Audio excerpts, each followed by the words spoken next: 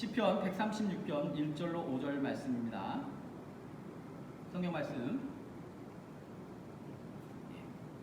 같이 말씀을 읽으실 때 교독하도록 하겠습니다. 5절 말씀 합독하겠습니다. 여호와께 감사라. 그는 선하시며 그 인자하심이 영원함이로다. 신들 중에 뛰어난 하나님께 감사하라. 그 인자하심이 영원함이로다. 주들 중에 뛰어난 주께 감사라. 그 인자하심이 영원함이로다. 홀로 큰 기이한 일을 행하신 이에게 감사하라. 그 인자하심이 영원함이로다. 함께 읽겠습니다. 지혜로 하늘을 지으신 이에게 감사라. 그 인자하심이 영원함이로다. 아멘. 함께 다시 한번 축복하겠습니다. 하나님께서 당신을 위하여 축복의 새 역사를 시작하셨습니다. 아멘. 우리 주보기의 축복하겠습니다. 하나님께서 주보기를 위하여 축복의 새 역사를 시작하셨습니다. 아멘. 오늘 추수감사절을 맞이한 날에 옛날에 느꼈던 그 감동이 느껴집니다. 저희 교회 개척 얘기를 좀 가끔 들으실 텐데 처음에 빅센 리그에서 두 번의 예배를 드렸습니다. 그것이 9월 마지막 주였고 10월 첫째 주 예배를 드렸습니다. 다 감사하게 예배를 잘 마쳤는데 같이 모여서 교회 이름도 좋은 교회라고 하는 이름을 같이 지었고, 근데 그때 성도님들이 공통되게 하나같이 말씀하셨던 게, 목사님 우리가 예배를 드린 거 너무 감사한데 예배당이 너무 그리워요. 예배당이 너무 그리워요. 예배당에서 예배를 드리고 싶어요. 그래서 여기 강권사님 계신데 강권사님하고 제가 에버주포드에 렌트를 할 만한 교회를 다 돌아다녔어요. 어떤 경우는 안에 목사님이 계신데 만나주질 않는 경우가 있어요. 이 교회는 찾아왔는데 아무도 없는 거예요. 문이 잠겨있어요. 그런 과정에서 임시로 예배를 드렸던 장소가 있었는데, 여러분이 마샬 로드를 수마스웨이에서 마샬 로드를 올라가다가 바로 왼쪽에 있는 교회였습니다. 세인트 매튜 처치가 있어요. 그 교회에서 4주 동안 예배를 드렸어요. 교회를 얻기까지, 이 교회를 들어오기까지 4주를 예배를 드렸는데, 그때가 2014년 10월 둘째 주 추수감사절날 저희 교회가 처음으로 예배당에서 예배드립니다. 그때 그 마음들 아마 계셨던 분들은 느끼실 텐데, 그 예배당에 와서 예배를 드렸던 감격, 그리고 더해서 한 달 후에 이 교회에 와서 정식으로 렌트를 하고 예배를 드렸을 때 감격, 그것이 오늘 아침에 이렇게 있는데 떠오르더라고요. 오늘 추수감사절에 하나님께서 올해 팬데믹이라고 하는 엄청난 상황 속에서도 우리를 지키셨던 하나님께서 또 이 추수감사절에 이 본당에서 예배를 드릴 수 있는 예배의 회복과 또 앞날의 소망을 주신 것 너무나 감사를 드리고, 감사밖에 할 수 없는 이날, 또 감사를 드리는 이날, 우리가 성경의 말씀을 따라 감사에 대한 말씀을 함께 나누고 우리의 삶이 감사로 충만한 여러분이 되기를 간절히 축원을 드립니다. 이 추수감사절을 좀 살펴보면 먼저 그 기원이 성경에서 출발을 합니다. 출애굽기 23장 16절을 보니까 너는 내 밭에 심어놓은 곡식의 첫 열매를 가지고 내 추절을 지켜라. 내가 밭에서 내 곡식을 거두어 모으는 연말에는 수장절을 지켜라 라고 하는 말씀이 기록되어 있습니다. 여기서 나오는 수장절이 바로 오늘날의 추수감사절을 의미합니다. 이스라엘 백성은 1년 동안 3번의 큰 감사절기를 지키는데, 첫째가 6월절입니다. 패스오버. 죽음의 신이 양과 염소의 피를 문석주에 발라놓은 이스라엘 백성들마다, 히브리 백성들마다 생명을 거두지 않고 건너뛰었던 그것을 기념하는 것이 6월절. 그리고 맥주, 첫 추수를 드리고 우리가 감사를 드렸던 것이 77절. 그리고 한 해의 마지막을 수장절, 다시 말하면 하비스트, 추수를 하고 감사를 드리는 그때를 우리가 추상절이라고 합니다. 또한 오늘날 우리가 드리는 추수감사절은 또 한 번의 역사적 정황에 의해서 현대적 의미의 추수감사절이 시작이 됐는데, 영국 웨일즈에 있는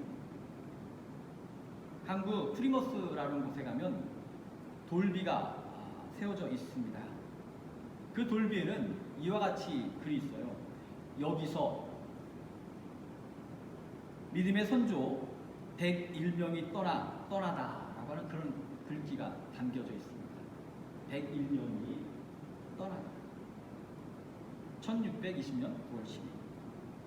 이날은 바로 신앙의 자유를 위해 미국으로 떠난 청교도들이 출발한 그 날을 기념하는 그 지점과 그 날짜를 기록한 그곳입니다. 이때 출발한 101명은 길이 27m, 무게 180톤의 작은 목선인 메이플라워를 타고 미국의 보스턴 근처에 도착을 하게 됩니다. 그해 겨울, 여러분들 보스턴이 되게 추운 것 여러분 알고 계시죠?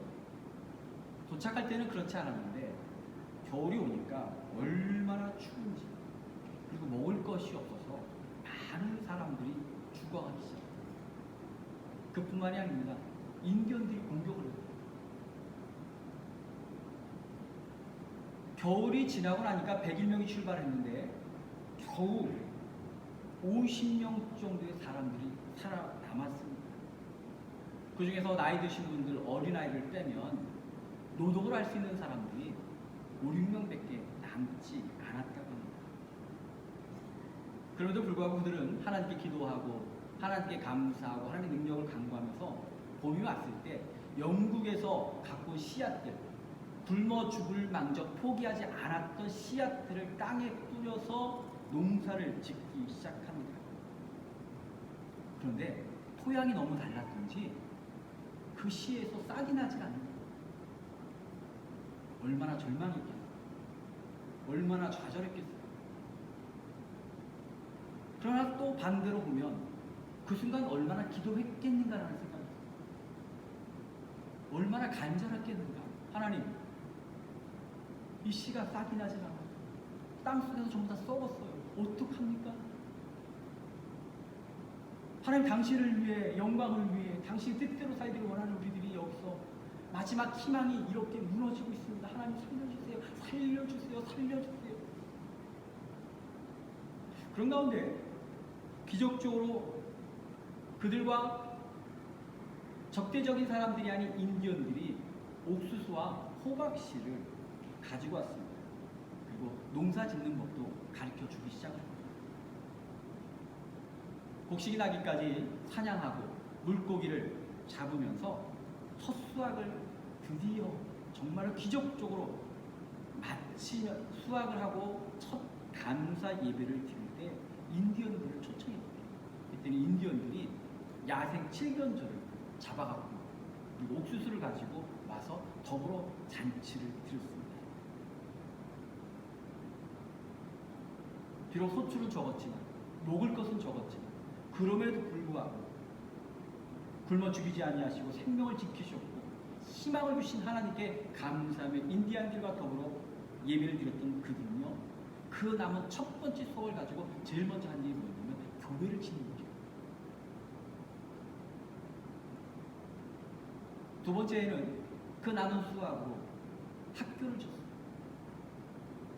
그리고 세 번째 마지막으로 3년째 수확으로 그들은 드디어 자기의 집을 지었다. 저는 이 글을 읽으면서 이 청교도 신앙의 파워가 바로 여기에서 오는 거예요. 우리라면 어떻게 하겠어요? 우리라면 집을 먼저 짓고 학교를 짓고 교회가 어쩌면 제일 마지막이었죠. 근데 이들은 첫 번째가 교회고 두 번째가 학교고 마지막이 자기 집이었던 거예요. 미국의 축복이 그냥 온 것이 아니라고 하는 생각이 들더라고요. 이것이 전통이 되어서 오늘날 추수감사절이 되면 미국인들은 우리 입맛에는 잘 맞지 않는 7년조 고기를 그렇게 맛있게 먹으면서 가족들이 모여서 감사하고 하나님의 놀라운 역사를 이야기하는 자리로 기록된 것이 바로 추수감사절의 현대적 의미입니다. 오늘 이와 같은 추수감사절을 맞이해서 우리 성경이 증언하고 성경에서 시작되어 오늘날 우리 교회 전통이 된 추수감사절에 우리가 함께 나눌 감사의 의미를 함께 나눠보도록 하겠습니다. 첫째로 우리 오늘 감사절을 맞이해서 함께 따라하겠습니다. 모든 결론은 감사가 되어야 합니다. 감사가 되어야 합니다. 아멘. 아멘. 다시 한번 따라하겠습니다. 모든 결론은 감사가 되어야 합니다. 감사가 되어야 합니다. 아멘. 아멘. 에세이나 논문을 쓴다면 서론, 본론, 결론이라고 하는 어떤 학문적 형식을 지켜 나갑니다. 서론이 중요하죠. 설교도 서론이 중요합니다. 공목사님하고 성경 공부 준비하면서 서론을 어떻게 시작할 것인가 같이 심도 있게 논의했어요. 서론 중요합니다. 본론은 더 중요합니다. 하고 그 본론에서 모든 논증과 예들과 통계와 이런 것들을 제시하는 자리니까 너무 중요합니다. 근데 사실 가장 중요한 것은 결론이에요. 제가 대학원 논문을 쓸 때 안락사를 썼습니다.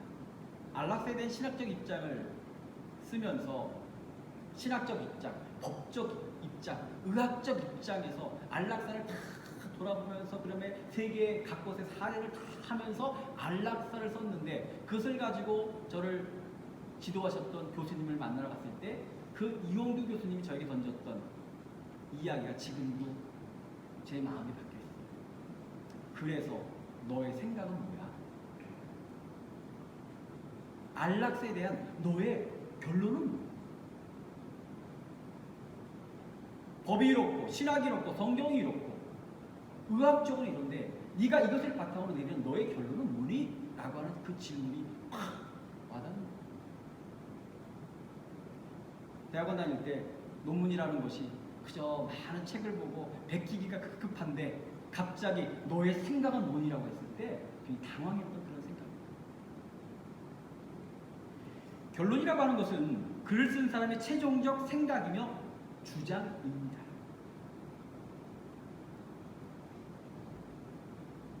우리가 논문이나 에세이를 쓸 일은 없지요. 여러분들 중에 뭐 지금 논문을 준비하고 계신 분 계십니까? 아니면 어디 신문에 기고할 일은 없지요. 근데 그거 아세요? 우리가 에세이를 쓰거나 논문을 쓰진 않지만 우리도 모르는 사이에 우리는요 다 삶의 순간순간마다 어떤 상황마다 나름의 결론을 다 내리고 살아요. 서론과 본론과 결론을 나 가지고 살아간다고 하는 겁니다. 삶의 여러 가지 경험과 상황과 처지를 겪으면서 내리는 결론이 있다는 거예요. 그리고 그 결론 속에는 자신의 생각과 주장이 드러납니다. 이러한 결론들이, 생각들이, 주장들이 어떻게 나타날까? 그것은 다른 것이 아니라 우리 입술을 통해서 나도 모르게 결론을 내리고 있다. 어제 하루 동안 여러분 어떤 말을 하셨어요? 누군가 나눴던 대화 속에서 나는 어떤 말을 하셨어요?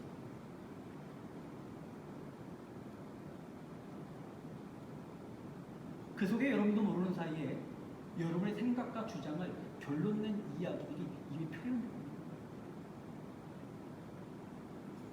잠언 18장 21절을 보니까 죽고 사는 것이 혀의 권세에 달렸나니 혀를 쏘기 좋아하는 자는 그 열매를 먹으리라. 아멘. 혀의 권세가 있다. 죽고 사는 문제가 혀의 권세에 있대요. 왜 그러냐? 왜 그럴까? 제가 내린 결론은 이와 같습니다. 말 속에 그 사람의 결론이 담겨 있기 때문에 그 말 속에 그 사람의 생각이 주장이 담겨져 있기 때문입니다. 우리가 우리 삶을 채우는 말들이 어떤 생각과 주장으로 만들어진 결론인지를 살펴볼 필요가 있습니다. 그 속에 우리가 죽을 것을 담고 있지는 않은지 살펴봐야 합니다. 그 속에 우리의 말들 속에 우리가 우리의 생명을 살릴 만한 것들이 얼마나 있는지 살펴봐요.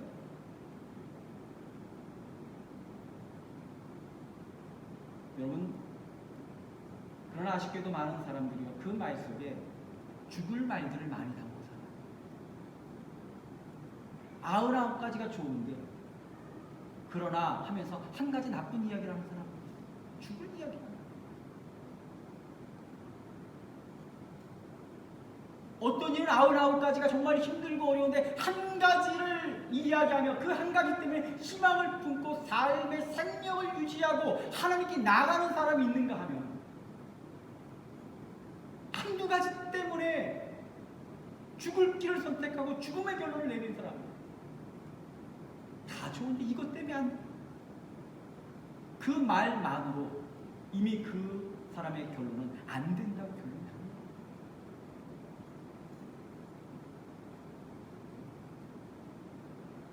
그런 면에서 오늘 읽은 시편 136편은 의미가 있습니다.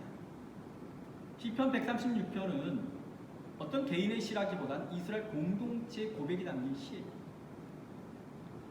그리고 그들이 역사 속에 겪었던 수많은 사건들, 하나님의 섭리와 하나님의 간섭과 하나님의 도우심들을 겪으면서 그들이 역사를 돌아보고 삶을 돌아보며 내린 결론이 이 속에 담겨져 있습니다. 그리고 그들이 내린 결론은 시편 136편 1절로 26절의 말씀 속에 무려 26가지의 감사를 명령하고 있습니다.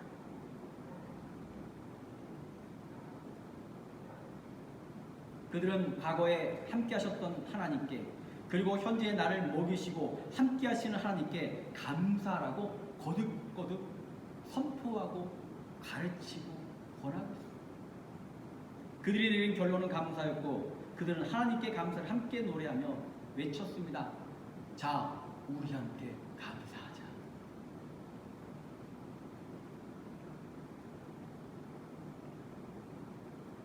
그리고 그들이 찬양했던 하나님의 놀라운 역사와 하나님의 간섭과 섭리가 시간이 지나고 나니까 그들의 감사대로 이루어지는 세상에 많은 증거들이 있어요.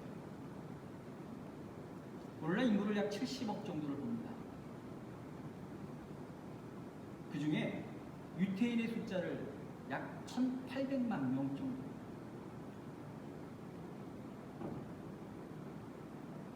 퍼센티지로 얼마나 되는지 모르겠습니다. 1%도 안 되는 거예요. 0.5%도 안 되는 거예요. 그런데 구글에 가서 여러분들 한 문장만 쳐보세요. 유태인의 파워. 깜짝 놀라요. 이 사람도 유태인이었어? 이 사람 누야? 오바마 속에도 유태인의 피가 흐른다.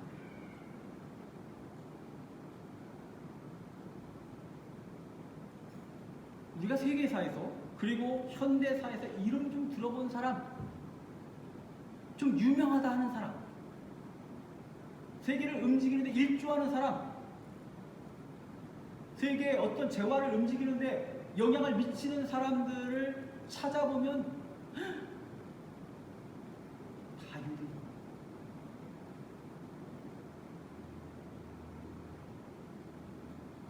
그것이 무조건 축복이다 좋다라고 말씀드릴 수는 없습니다. 그런데 저는 그것을 보면서 다시 한번 놀랍니다.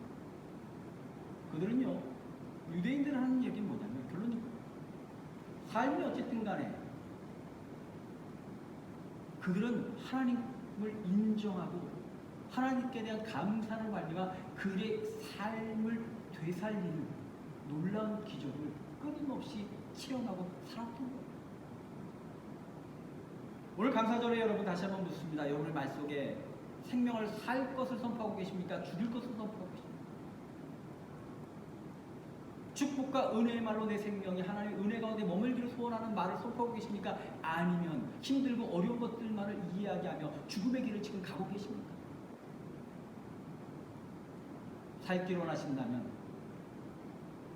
감사를 드릴 수밖에 없는 하나님을 향하여 우리의 삶의 순간마다 우리의 결론은 감사로 충만해지는 여러분 되시기를 주님으로 축원합니다. 아멘. 두 번째로 오늘 말씀 함께 생각할 것은 엿장수 감사를 물리쳐야 됩니다. 여기 있는 젊은 친구들은 엿장수를 아나요? 하진이 엿장수 아나? 성훈이는 아나? 여기서 성장한 태종인 엿장수를 아나? 내가 이것을 쓰면서 너무 고리타분한 것을 쓸 것 같아서 어떨까 싶었는데 한국에는 예전에 엿장수들이 굉장히 많았습니다. 지금 민속촌이나 어떤 행사장에 가야 있는 분들이죠. 여러분 기억하시겠지만 엿을 파시는 분들은 엿을 이렇게 덩어리채에서 엿을 엿가락을 뽑아내 갖고 엿가위로 잘라냅니다. 근데 신기한 건요, 엿장수 망대로라는 얘기가 있어요. 길이는 똑같은데 기분 나쁜 사람에게는 길이는 똑같은데 엿가락이 얇아. 근데 좋아하는 사람은 길이는 똑같은데 엿가락이 아주 두꺼워. 우리 어릴 때는 이게 최고의 간식 중에 하나였으니까. 그래서 나온 말이 엿장수 맘대로라는 거예요. 더 주기도 하고 덜 주기도 하고. 이 말은요, 다른 말로 말하면 기준이 없다는 거예요.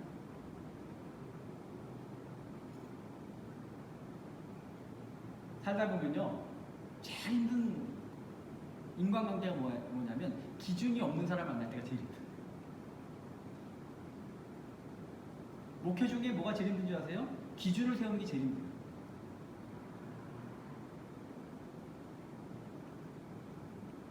직분을 줄 때 기준이 있고, 임원을 세울 때 기준이 있고, 교회 예배 헌신자들을 세울 때 기준이 있고, 어떤 상황이 벌어지면 기준이 뭐냐. 아무리 세상에 상식이 이럴지라도 교회의 법은 이렇다라고 말할 수 있는 것이 목사의 자리이기 때문에 때로는 목사는요, 그래서 욕을 먹기도 합니다. 왜? 기준을 말해야 됩니다. 목사가 기준이 없다 생각해보세요. 교회는 흔들려요. 근데 인간관계 속에서 기준이 없는 사람들을 만나면요, 되게 피곤해요. 근데 가끔 그런 생각을 합니다. 하나님이 얼마나 피곤할까? 하나님은 시건치 않는 분이에요. 다시 말하면 하나님의 말씀에는요, 늘 일정하지, 기준이 분명하지, 흔들리지 않아. 근데 우리는 늘 엿장수 마음대로 왔다 갔다 합니다. 어떤 농부가 어느 날 기쁨에 찬 얼굴로 아내에게 달려왔습니다. 여보, 우리 횡재했어. 그 아내가 왜요? 그랬더니 오늘 송아지가 새끼를 하는데 글쎄 한 마리도 아니고 두 마리나 났어. 소가 새끼를 두 마리 낳는 일은 굉장히 드문 일이에요. 한 마리는 붉고 한 마리는 신송아지예요. 그러면서 이 사람이 너무 좋아가지고 기쁜 마음에 아내에게 말합니다. 이 두 마리 중 한 마리를 때가 되면 팔아서 주님을 위해서 헌금합시다. 그 남편보다 훨씬 신앙이 좋았던 그 부인은 그 말을 듣고 너무 기뻤어요. 우리 남편이 이제 철들었나 보다. 우리 남편이 이제 하나님께 감사드릴 줄 아는 존재가 됐구나 하면서 너무 기뻤어요. 그래서 한마디, 그래도 혹시나 싶어서 딴소리 할까봐 물었습니다. 그러면 붉은 송아지와 흰색 송아지 중에 어느 것을 드리려고 그래요? 라고 물었더니 남편이 말합니다. 아이, 그런 거 지금 뭘 그걸 벌써 결정해. 때가 되면 다 될 텐데 신경 쓰지 마. 그런 시간이 갔어요. 그 후 몇 개월이 지났는데 갑자기 남편이 집에 돌아오더니 막 얼굴이 창백해가지고 너무 심각한 얼굴로 아내에게 이렇게 말하는 겁니다. 여보, 오늘 큰일이 났어. 아, 왜요? 그랬더니 주님께 드리기로 한 송아지가 죽었어. 아내가 어이가 없어서 따지듯이 묻습니다. 아니, 당신 저 언제 정했냐고. 내가 정하자고 했을 때 당신이 때가 되면 정하자고 했지 빨간 놈인지 흰 놈인지 안 정해지 않았냐고. 근데 남편이 말합니다. 아니, 나는 말이야 벌써 흰 놈으로 드리려고 했거든. 근데 그 놈이 죽은 거야.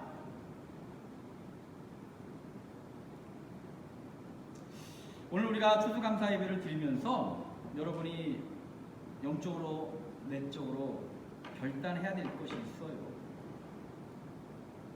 엿장수 마음대로 감사가 사라져요. 환경이 조금 변하거나 곤란한 일이 생긴다고 제일 만만하게 마음을 바꾸는 것이 주님의 송아지예요. 흰색입니까? 붉은색입니까? 결정하세요. 저는 추수감사절이 되면 이 간증을 가끔 합니다. 들으신 분도 있지만 들으신 분들은 못 들은 척 하시고 들어주시고, 처음 들으시는 분들은 저런 일들을 겪으며 목회를 하고 있구나라고 들어주시면 될 것 같아요. 제가 미국에 유학을 갔습니다. 2015년 3월에 갔습니다.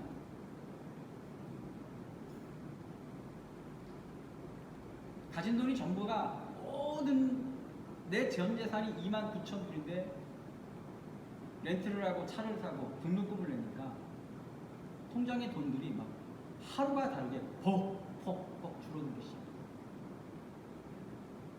애들 먹을 것이 마땅치 않아서 어떤 교회에서 운영하는 푸드뱅크를 다니면서 라면도 얻어다 먹이고 쌀도 얻어다 먹이고, 거긴 지금 두루마리 화장지도 있었고, 참 그때 기억이 납니다.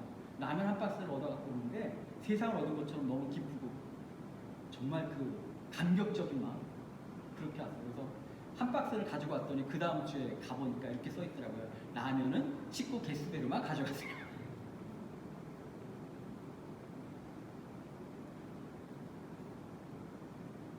그러다가 추수감사절이 됐습니다.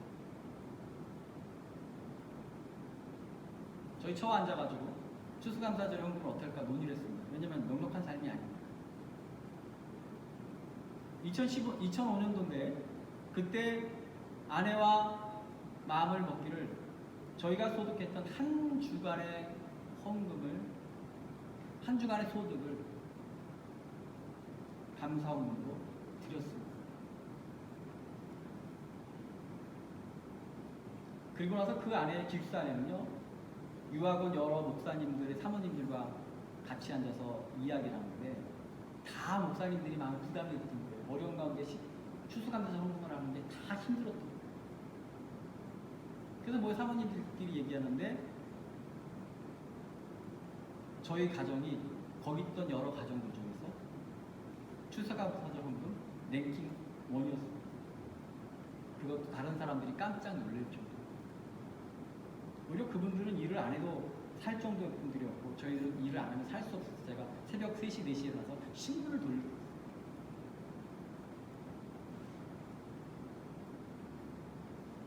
근데 신기한 일이 벌어지죠? 그해 연말에 윷놀이를 갔는데, 지방 목사님과 장로님 윷놀이를 갔는데 뭐뭐뭐 걸윷, 이해가 안 되실 겁니다. 상대방들이 손을 쓸 겨를도 없이 뭐가 나오고 윷이 나오고 겁이 나오고 윷판이 끝나요. 별거 아니지만 웬 행운이 기쁘고 그럴 것 같지만 그때 마음속에 하나님께서 그래도 내가 애쓰고 당신을 고백하는 마음을 받아주셨나? 라는 기대감과 희망을 품게 됐어요.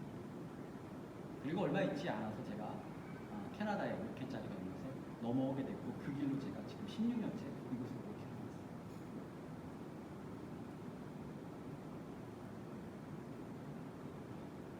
생각해보면 하나님 앞에서 우리가 정해놓은 감사의 기준들이 있는데 잊어버릴 때가 많아요.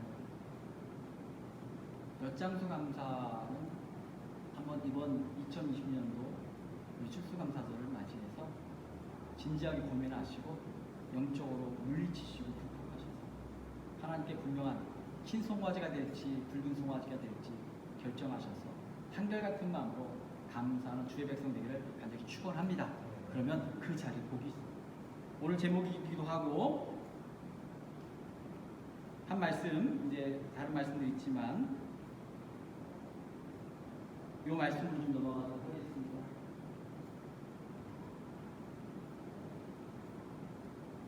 따라하겠습니다.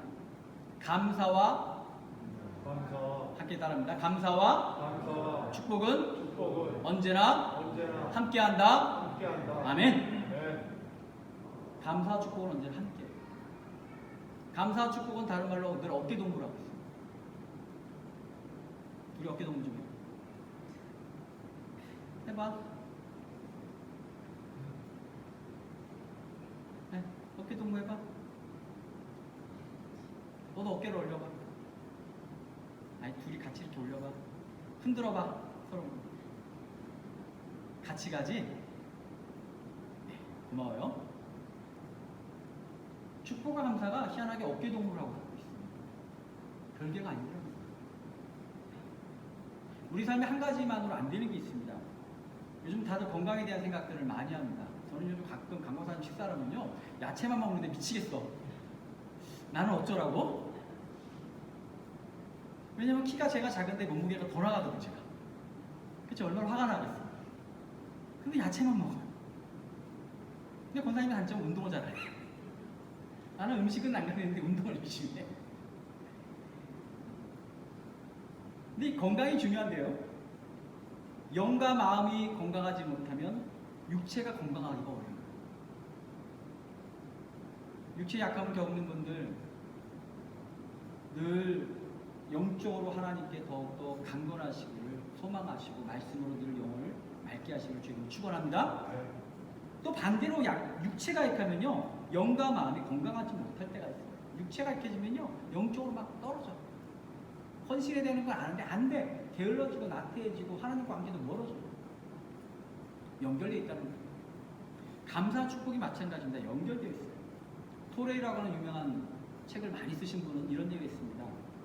성령이 충만한 성도의 특징은 감사의 의미를 드리는 손길에서 나타납니다. 물질 있는 곳에 마음이 있잖아요. 저는 헌금을 강조하는 목사는 아닙니다. 그런데 그건 제가 체험해 보니까 맞더라고요. 물질 있는 곳에 마음 있는 게 맞아요. 미국의 밀러라는 사람은 감사하는 마음의 표현에 따라 축복의 크기가 결정된다? 뭔 말이에요? 내가 많이 감사하면 할수록 애들 표현대로 하늘만큼 땅만큼 막 감사할수록 축복이 하늘만큼 땅만큼 온다는 거예요. 근데 우리가 엿장수 감사로 갑자기 흰 송아지인지 붉은 송아지가 결정이 안 돼서 왔다리 갔다리 하면 축복이 잠깐 줄어들어요. 결국 우리가 매일매일 감사하고 시간마다 감사하고 순간마다 감사하며 감사의 씨를 뿌리면 감사의 열매가 되는 축복을 반드시 경험하게 됩니다. 켈빈 클리시라고 하는 사람이 이렇게 말했습니다. 가장 축복받는 사람이 되려면 가장 감사하는 사람이 되라. 축복을 많이 받고자 할수록 많은 감사를 하게 되는데 이제 우리의 엿장수 축복을 감사를 물리치고 우리가 축복을 이야기할 수밖에 없는 그것은 오늘 결론적인 말씀을 드립니다. 우리 삶을 주님을 향한 마음을 흔들 수 없는 한 가지가 있다면 뭘까? 따라하겠습니다. 하나님의 사랑이 하나님의 사랑이 예수를 나에게 보내셨다. 믿으시기 축원합니다. 아멘. 시편 136편 여러분 집에 가서 꼭 읽어보시기 바랍니다. 136편은 감사 26가지의 감사가 나오는데 또 희한하게 그 감사를 하고 나서 마지막 문장을 구절마다 어떻게 드리면 이렇게 합니다. 나오고 있나요? 한번 따라 같이 읽겠습니다. 시작. 그 인자하심이 영원하리로다. 아멘. 26절 다 기록되어 있습니다.